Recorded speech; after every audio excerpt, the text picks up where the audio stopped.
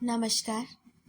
आप सुन रहे हैं मुंशी प्रेमचंद्र की लिखी कहानी सूरदास की झोपड़ी। रात के 2 बजे होंगे कि अकस्मात सूरदास की झोपड़ी से ज्वाला उठी। लोग अपने अपने द्वारों पर सो रहे थे। निद्रावस्था में अब चेतना जागती रहती है। दम के दम में सैकड़ों आदमी जमा हो गए। आसमान पर लाली छाई हुई थी। ज्वालाएं लपक लपक कर आकाश की ओर दौड़ने लगी। कभी उनका आकार किसी मंदिर के स्वर्ण कलश का सा हो जाता, कभी वे वायु के झोंकों से कंपित होने लगती, मानो जल में चांद का प्रतिबिंब है। आग बुझाने का प्रयत्न किया जा रहा था, पर झोपड़े की आग ईर्ष्या की आग की भांति कभी नहीं बुझती।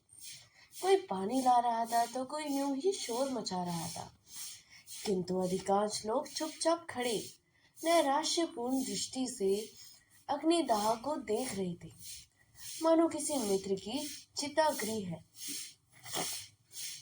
सहसा सूरदास दौड़ा हुआ आया और चुपचाप ज्वाला के प्रकाश में खड़ा हो गया। बजरंगी ने पूछा, ये कैसे लगी सूरे? चूल्हे में तो आग नहीं छोड़ दी थी। सूरदास, झोपड़े में जाने का कोई रास्ता ही नहीं है। बजरंगी, अब तो अंदर बाहर सब एक हो गया है। दीवारें जल रही हैं। सूरदास, किसी तरह नहीं जाया जा सकता। बजरंगी, कैसे जाओगे? देखते नहीं हो, यहाँ तक लपटें आ रही हैं। जगधर, सूरे, क्या आज चूल्हा ठंडा नहीं किया था? नायक राम, चूल्हा ठंडा किया होता तो दुश्मनों का कलेजा कैसे ठंडा होता? जगधर, पंडा जी, मेरा लड़का काम ना आए। अगर मुझे कुछ भी मालूम हो तो मुझ पर नाहक सुबह करते हो। नायक राम, मैं जानता हूँ, जिससे लगाई है बिगाड़ ना दूंगा तो कहना। ठाकुर दिन, तुम क्या बिगाड़ पाओगे? भगवान आप ही बिगाड़ देंगे। इसी तरह जब मेरे घर में चोरी हुई थी तो सब स्वाहा हो गया था। जगधर, जिसके मन में इतनी खुटाई हो, भगवान उसका सत्यानाश करे। सूरदास, अब तो लपट नहीं आती। बजरंगी, हाँ, फूस जल गया, अब धरण जल रही है। सूरदास, अब तो अंदर जा सकता हूँ। नायक राम, अंदर तो जा सकते हो पर बाहर नहीं निकल सकते। अब चलो आराम से सो रहो, जो होना था हो गया, पछताने से क्या होगा। सूरदास, हाँ, सो रहूंगा, जल्दी क्या है। थोड़ी देर में रही, सही आग बुझ भी गई। कुशल यह हुई कि किसी के घर में आग न लगी। सब लोग इस दुर्घटना पर आलोचनाएं करते हुए विदा हो गए। सन्नाटा छा गया, किंतु सूरदास अब भी वहीं बैठा हुआ था। उसे झोपड़ी को जल जाने का दुख न था, बर्तन आदि के जल जाने का दुख भी न था। दुख था उस पोटली का, जो उसकी उम्र भर की कमाई थी, जो उसकी जीवन की सारी आशाओं का आधार थी, जो उसकी सारी यातनाओं और रचनाओं का निष्कर्ष थी। इस छोटी सी पोटली में उसका, उसके पितरों का और उसके नाम लेवा का उद्धार संचित था।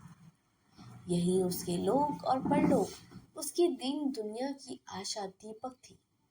उससे सोचा, पोटली के साथ रुपए थोड़ी ही जल गए होंगे।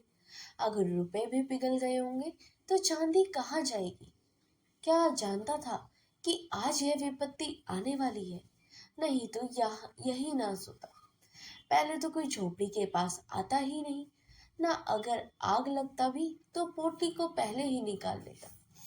सच तो यूं है कि मुझे यहाँ रुपए रखने ही ना चाहिए थे, पर रखता कहाँ? मोहल्ले में ऐसा कौन है जिसे रखने को देता? हाय, पूरे 500 रुपए थे। कुछ पैसे ऊपर हो गए थे। क्या इसी दिन के लिए मैंने पैसे बटोर रहा था? खा लिया होता तो कुछ तस्कीन होती। क्या सोचता था, क्या हुआ? गया जाकर पितरों को पिंडा देने का इरादा किया था। अब उनसे कैसे गला छूटेगा? सोचता था कहीं मिठवा की सगाई ठहर जाए तो कर डालो, बहू घर में आ जाएगी, तो एक रोटी खाने को भी मिली थी। अपने हाथों ठोक ठोक कर खाते एक जुग बीत गया। बड़ी भूल हुई। चाहिए था कि जैसे तैसे हाथ में रुपए आते, एक एक काम पूरा करता जाता। बहुत पांव फैलाने का यही फल है। उसी समय तक राख ठंडी हो चुकी थी। सूरदास अटकल के द्वार की ओर झोपड़ी में घुसा, पर 2-3 पग के बाद एकाएक पांव भूबल में पड़ गया। ऊपर राख थी, लेकिन नीचे आग। परंतु पांव खींच लिया और अपनी लकड़ी से राख के उलटने पुलटने लगा, जिससे नीचे की आग भी जल्द राख हो जाए। आध घंटे में सारी राख नीचे से ऊपर कर दी। तब भी फिर डरते डरते राख में पैर रखा। राख गर्म थी, पर असहा न थी। उसे उसी जगह पर सीट में राख को टटोलना शुरू किया। यहाँ छप्पर में पोटली रखी थी। उसका दिल धड़क रहा था। उसे विश्वास था कि रुपए मिले न मिले, पर चांदी तो यहीं गई ही नहीं। सहसा वो उछल पड़ा। कोई भारी चीज हाथ लगी। उठा लिया, पर टटोल कर देखा तो मालूम हुआ ईंट का टुकड़ा था। फिर टटोलने लगा, जैसे कोई आदमी पानी में मछलियां टटोलता है। कोई चीज हाथ न लगी। तब तो उसे नाराजगी की उतावली और अधीरता के साथ सारी राख छान डाली। एक एक मुट्ठी राख में लेकर देखा। लोटा मिला, तवा मिला, किंतु पोटली न मिली। उसका वह पैर जो अब तक सीढ़ी पर था फिसल गया, और अब वह अथाह गहराई में जा पड़ा। उसके मुख से सहसा एक चीख निकल गई। वह वही राख पर बैठ गया और बिलक बिलक कर रोने लगा। यह फूस की राख न थी, उसकी अभिलाषाओं की राख थी। अपनी बेबसी का इतना दुख उसे कभी न हुआ था। तड़का हो गया। सूरदास सब राख के ढेर को बटोर कर एक जगह कर रहा था। आशा से ज्यादा दीर्घजीवी और कोई वस्तु न होती। उसी समय जगदर आकर बोला, सूरे, सच कहना, तुम्हें मुझ पर तो सुबह नहीं है। सूर्य को सुबह तो था, पर उसने इसे छिपा कर कहा, तुम्हारे ऊपर क्यों सुबह करूंगा? तुमसे मेरी कौन सी अदावत थी? जगदर, मोहल्ले वाले तुम्हें भड़काएंगे, पर मैं भगवान से कहता हूँ, इस बारे में कुछ नहीं जानता। सूरदास, अब जो कुछ होना था तो हो गया। कौन जाने किसने लगा दी, या किसी की चिलम से उड़कर लग गई।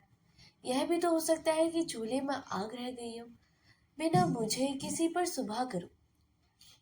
जगधर, इसी से तुम्हें चिता दिया कि कहीं सुबह मैं भी न मारा जाऊं। सूरदास, तुम्हारी तरफ मेरा दिल साफ है। जगधर, जो भैरों की बात अब यह विश्वास हो गया कि उसी की शरारत है, उसने सूरदास को रुलाने की बात कही थी। उस धमकी को इस तरह पूरा किया। मैं वहां से सीधा भैरों के पास गया। वह चुपचाप बैठा नारियल का हुक्का पी रहा था। अब मुख से चिंता और घबराहट झलक रही थी। जगदर को देखते ही बोला, कुछ सुना? लोग क्या बातचीत कर रहे हैं? जगदर, सब लोग तुम्हारे ऊपर सुबह करते हैं। नायक राम की धमकी तो तुमने अपने कानों से सुनी। भैरव, यहाँ ऐसी धमकियों की परवाह नहीं है। सबूत क्या है कि मैंने लगाई है? जगदर, सच कहो, तुम्ही ने लगाई ना? भैरव, हाँ, चुपके से एक दिया सलाई लगा दी थी। जगदर, मैं कुछ कुछ पहले ही समझ गया था, पर यह तुमने बुरा किया। झोपड़ी जलाने से क्या मिला? 2-4 दिन में फिर झोपड़ी तैयार हो जाएगी। भैरव, कुछ हो, दिल की आग तो ठंडी हो गई। यह देखो। यह कहकर उसने एक थैली दिखाई, जिसका रंग धुएं से काला हो गया। जगधर ने उत्सुक होकर पूछा, इसमें क्या है? अरे, इसमें तो रुपए भरे हुए हैं। भैरव, ये सुभागी का बहकर ले जाने का जरीबाना है। जगधर, सच बताओ, ये रुपए कहाँ मिले? भैरव, उसी झोपड़े में बड़े जर्तन के धरण की आड़ में रखे हुए थे। पानी रोज राहगीरों को ठग ठग कर पैसे लाता था और इसी थैले में रखता था। मैंने गिने हैं 500 से ऊपर है। ना जाने कैसे इतने रुपए जमा हो गए। बच्चों, इन्हीं रुपयों की गर्मी थी, अब निकल गई। अब देखो किस बल पर उछलते हैं। बिरादरी को भोज भात देने का सामान हो गया है। नहीं तो इस बखात रुपए कहाँ मिलते। आजकल तो देखते ही हो, पर मेट्रो के मारे बकरी कितनी मंदी है। जगथर, मेरी तो सलाह है कि रुपए उसे लौटा दो। बड़ी मशक्कत की कमाई है, हजम ना होगी। जगथर दिल का खोटा आदमी नहीं था, पर इस समय उसने यह सलाह उसे नेकी अतों से नहीं, हसद से दी थी। उसे यह असहाय था कि भैरों के हाथ इतने रुपए लग जाए। भैरव आधे रुपए उसे देता तो शायद उसे तस्कीन हो जाती, पर भैरव से यह आशा नहीं की जा सकती थी। बेपरवाही से बोला, मुझे अच्छी तरह हजम हो जाएंगे। हाथ में आए हुए रुपयों को नहीं लौटा सकता। उसे तो भीख मांगकर ही जमा किए हैं। गेहूं तो नहीं तौला था। जगधर, पुलिस सब खा जाएगी। भैरव, सूर्य पुलिस में ना जाएगा, रो धोकर चुप हो जाएगा। जगधर, गरीब की हाय बड़ी जानलेवा होती है। भैरू, वह गरीब है, अंधा होने से गरीब हो गया। जो आदमी दूसरों की औरतों पर डोरे डाले, जिसके पास सैकड़ों रुपए जमा हो, जो दूसरों के रुपए उधार देता हो, वह गरीब है। गरीब जो है तो हम हैं। घर में ढूंढ आओ, 1 रुपया ना मिलेगा। ऐसे पापियों को गरीब नहीं कहते। अब भी मेरे दिल का कांटा नहीं निकला। जब तक उसे रोते ना देखूं, यह कांटा ना निकलेगा। जिसने मेरी आबरू बिगाड़ दी, उसके हाथ जो चाहे करूं, मुझे पाप नहीं लग सकता। जगधर मन का आज खोचा लेकर गलियों का चक्कर लगाने में ना था। छाती पर सांप लौट रहा था। इसे दम के दम में इतने रुपए मिल गए, अब मौज उड़ाएगा। तकदीर इस तरह खुलती है।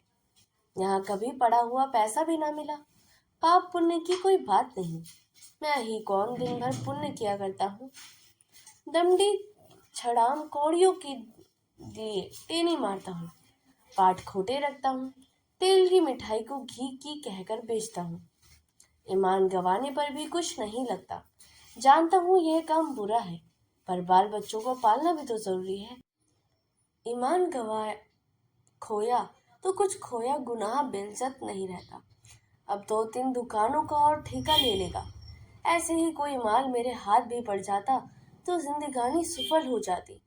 जगधर के मन में ईर्ष्या का अंकुर जमा। वह भैरों के घर से लौटा तो देखा कि सूरदास राख को बटोर कर उसे आटे की भांति गूंद रहा था। सारा शरीर भस्म से ढका हुआ है और पसीने की धारें निकल रही है। बोला, सूर्य, क्या ढूंढते हो? सूरदास, कुछ नहीं, यहाँ रखा ही क्या था, यही लोटा तवा देख रहा था। जगधर, और वह थैली किसकी है जो भैरव के पास है? सूरदास चौंका। क्या इसलिए भैरव आया था? जरूर यही बात है। घर में आग लगाने के पहले रुपए निकाल लिए होंगे। लेकिन अंधे भिखारी के लिए दरिद्रता इतनी लज्जा की बात नहीं जितना धन सूरदास जगदर से अपनी आर्थिक हानि की गुप्त रखना चाहता था। पर वह गया जाकर पिंडदान करना चाहता था, बिठवा का ब्याह करना चाहता था, कुआं बनवाना चाहता था, किंतु इस ढंग से कि लोग आश्चर्य हो कि उसके पास रुपए कहाँ से आए हैं। लोग यही समझे कि भगवान दीन जनों की सहायता करते हैं। भिखारियों के लिए धन संचय पाप संचय से कम अपमान की बात नहीं है। बोला, मेरे पास थैली वैली कहाँ होगी जिस किसी की। थैली होती तो भीख मांगता। जगधर, मुझसे उड़ते हो। भैरव मुझसे स्वयं कह रहा था कि झोपड़े में धरन के ऊपर वह थैली मिली है। 500 रुपए से कुछ बेसी है।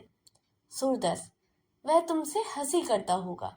5.5 रुपए तो कभी जुटते नहीं। 550 कहाँ से आते? इतने में सुभागी वहां आ पहुंची। रात भर मंदिर के पिछवाड़े अमरूद के बाग में छिपी बैठी थी। वह जानती थी आग भैरव ने लगाई। भैरव ने उस पर जो कलंक लगाया था उसकी उसे विशेष चिंता न थी, क्योंकि वह जानती थी किसी को इस पर विश्वास न आएगा। लेकिन मेरे कारण सूरदास का यूं सर्वनाश हो जाए, इसका उसे बड़ा दुख था। वह इस समय उसे तस्कीन देने आई थी। जगदर को वहां खड़ा देखा तो झिझकी। भय हुआ कि यह मुझे पकड़ ना ले। जगदर को वह भैरव का दूसरा अवतार समझती थी। उसे प्रण कर लिया था कि अब भैरव के घर ना जाऊंगी, अलग रहूंगी, मेहनत मजदूरी करके जीवन का निर्वाह करूंगी। यहाँ लोग लड़के रो रहे हैं, एक मेरा ही पेट उसे भारी है ना। अब अकेले ठूंके और खाए, बुढ़िया के चरण धो धो कर पिए। मुझसे यह नहीं हो सकता। इतने दिन हुए उसने कभी अपने मन के धेले सिंधुए ना दिया होगा, तो मैं क्या इसके उसके लिए मरूं। वह पीछे लौटना ही चाहती थी कि जगधर ने पुकारा, सुभागी कहाँ जाती है? देखी अपने खसम की करतूत, बेचारे सूरदेश को कहीं का ना रखा। सुभागी ने समझा मुझसे झांझा दे रहा था और मेरे पेट की था लेने के लिए यह जाल फेंका है। व्यंग से बोली, उसके गुरु तो तुम ही हो, तुम्ही ने मंत्र दिया होगा। जगदर, हाँ हाँ, ये मेरा ही काम है। चोरी डाका सिखाऊं तो रोटियां क्यों कर चले। अब तो समझता था भला आदमी है, साथ बैठता है, हंसता बोलता है, लेकिन आज से कभी उसके पास बैठते देखा तो कान पकड़ लेना। जो आदमी दूसरों के घर में आग लगाए, गरीबों के रुपए चुरा चुरा ले, वह अगर मेरा बेटा भी हो तो उसकी सूरत ना देखूं। सूरदास ने ना जाने कितने जतन से 500 रुपए बटोरे थे, सब उड़ा ले गया। कहता हूँ लौटा दो, लड़ने पर तैयार हो जाता है। सूरदास, फिर वही रट लगाते हो। कह दिया कि मेरे पास रुपए नहीं थे, कहीं और जगह से मार लिया होगा। मेरे पास 500 रुपए होते तो चैन की बाजी न बजाता, दूसरे के समान हाथ क्यों पसारता। जगधर, सूर्य, अगर तुम भरी गंगा में कहो कि मेरे रुपए नहीं है तो मैं न मानूंगा। मैंने अपनी आंखों से वह थैली देखी है। भैरव ने अपने मुंह से कहा कि थैली झोपड़े में धरन के ऊपर मिली थी। तुम्हारी बात कैसे मानूं? सुभागी, तुमने थैली देखी है? जगदर, हाँ, देखो नहीं तो वह झूठ बोल रहा था। सुभागी, सूरदास, सच सच बता दो, रुपए तुम्हारे हैं? सूरदास, पागल हो गई है क्या? इनकी बातों में आ जाती है। भला मेरे पास 500 रुपए कहाँ से आते? जगधर, इनसे पूछ, रुपए न थे तो इसकी घड़ी राख बटोर कर क्या ढूंढ रहा था। सुभागी ने सूरदास के चेहरे की तरफ अन्वेषण की दृष्टि से देखा। उसकी उस बीमार की सी दशा थी जो अपने प्रियजनों की तस्कीन के लिए उसे असहाय वेदना को छिपाने का असफल प्रयत्न कर रहा हो।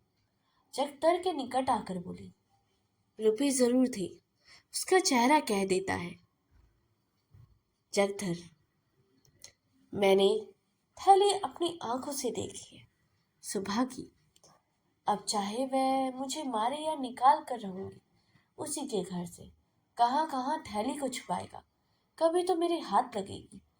मेरे ही कारण इस पर विपत आ पड़ी है। मैंने ही उजाड़ा था तो मैं ही बसाऊंगी। जब तक इसके रुपए ना दिला दूं मुझे चैन ना आएगा। यह कहकर वह सूरदास से बोली, अब रहोगी कहाँ? सूरदास ने यह बात न सुनी। वह सोच रहा था, रुपए मैंने ही तो कमाए थे, क्या फिर नहीं कमा सकता? यही ना होगा जो इस साल होता, वह कुछ दिनों के बाद होगा। मेरे ही रुपए थे ना। शायद इस जन्म में मैंने भैरव से रुपए चुराए होंगे, यह उसी का दंड मिला है। मगर बेचारी सुभागी का अब क्या हाल होगा? भैरव उसे अपने घर में कभी ना रखेगा। बेचारी कहाँ कहाँ मारी फिरेगी। यह कलंक भी मेरे सर लगना था। कहीं का ना हुआ।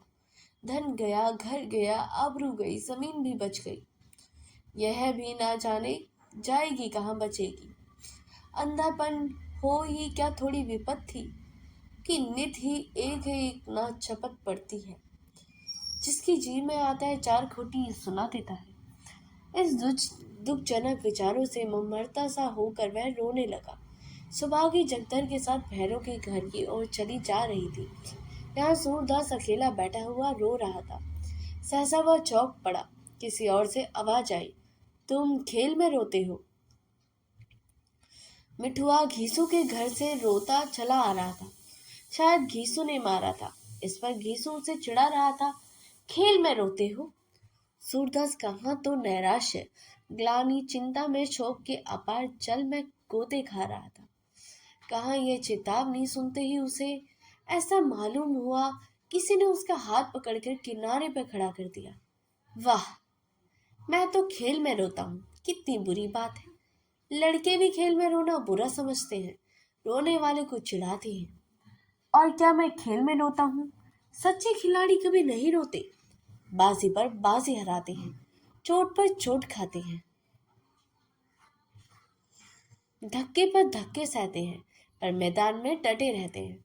उनके त्योरियों पर बल नहीं पड़ते, हिम्मत उनका साथ नहीं देती, दिल पर मालिन्य के छींटे भी नहीं आते, न किसी से जलते हैं न चिढ़ते हैं। खेल में रोना कैसा? खेल हंसने के लिए, दिल बहलाने के लिए, रोने के लिए नहीं। सूरदास उठ खड़ा हुआ और विजय गर्व की तरंग में राग के ढेर को दोनों हाथों से उड़ाने लगा। आवेग में हम उद्दिष्ट स्थानों के आगे निकल जाते हैं। वह संयम का है जो शत्रु पर विजय पाने के लिए तलवार को म्यान में कर ले। एक क्षण में मिठवा, घीसू और मोहल्ले के 20 लड़के आकर इस भस्म स्तूप के चारों ओर जमा हो गए और मारे प्रश्नों के सूरदास को परेशान कर दिया। उस राग को फेंकते देखकर सबको खेल हाथ आया। राग की वर्षा होने लगी। दम के दम में सारी राग बिखर गई। भूमि पर केवल काला निशान रह गया। मिठुआ ने पूछा, दादा, अब हम रहेंगे कहाँ? सूरदास, दूसरा घर बनाएंगे।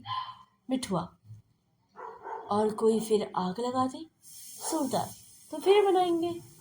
मिठुआ, तो फिर लगा दे। सूरदास, तो हम फिर से बनाएंगे। मिठुआ, और कोई 1000 बार लगा दे। मिठुआ, तो हम 1000 बार बनाएंगे। बालकों की संख्या से विशेष रुचि होती। मिठुआ ने फिर पूछा, और जो कोई 100 लाख बार आग लगा दे? सूरदास ने उसी बोलोचित सरलता से उत्तर दिया, तो हम भी 100 लाख बार बनाएंगे। यह स्टोरी यहीं पर समाप्त होती है। यह मुंशी प्रेमचंद की दिल को छू लेने वाली कहानी। मुंशी प्रेमचंद ने यह कहानी काफ़ी संवेदनशील और मानवीय मूल्यों से भरपूर प्रसिद्ध कहानी है, जो सामाजिक न्याय, संवेदना और ग्रामीण भारत के यथार्थ को भी दर्शाती है। यह कहानी का जो नायक है सूरदास, जो दृष्टिहीन है, लेकिन दृष्टि संपन्न समाज से अधिक समझदार और सच्चा इंसान है। उसकी झोपड़ी में सिर्फ एक रहने की जगह नहीं, बल्कि सच्चाई, त्याग और आत्मसम्मान का प्रतीक बन जाती है। जब सत्ता और धन के अहंकार से लैस व्यक्ति उसकी झोपड़ी को हटाने की कोशिश करते हैं, तब सूरदास अपने आत्मबल और सिद्धांतों से उस अन्याय के विरुद्ध खड़ा होता है। ये कहानी उस समाज के कमजोर तबके के साथ हो रहे अन्याय और उसके विरोध पर खड़े होने की प्रेरणा भी देती है। सूरदास अंधे होने के साथ भीख मांगकर अपना जीवन यापन करते हैं और अपनी जमा की हुई पूंजी को अपनी बेटी की शादी करवाने, गांव में एक कुआं बनवाने की योजना बना रहा था। भैरव, जो उस झोपड़ी में आग लगा देता है, भैरव की पत्नी सुभागी अपने पति के अत्याचारों से तंग आकर सूरदास की झोपड़ी में शरण लेती है। इसे भैरव और सूरदास के बीच संघर्ष छिड़ जाता है और वो उसको काफी अपशब्द कहता है कि भैरव अपने अपमान का बदला लेने के लिए सूरदास की झोपड़ी में आग लगा देता है। सूरदास की झोपड़ी जल जाने के बाद उसकी सारी इच्छाओं और आकांक्षाओं को भी जला देता है और अंत में वह सूरदास के रुपए भी चुरा लेता है, जिससे सूरदास की जमा की हुई पूंजी उसके हाथों से चली जाती है। सूरदास की झोपड़ी जल जाने के बाद सूरदास हिम्मत नहीं हारता। वह अपने बेटे मिठवा से कहता है, अगर कोई बार बार भी आग लगाए, 1 बार, 2 बार, 100 बार या 100 लाख बार, फिर भी हम 100 लाख बार उस घर को बनाएंगे। तो यह कहानी यहीं पर समाप्त हो जाती है। अगर आपको यह वीडियो अच्छी लगी हो तो इसे लाइक, सब्सक्राइब और शेयर करना ना भूलिएगा। मिलते हैं अगली कहानी में। तब तक के लिए धन्यवाद।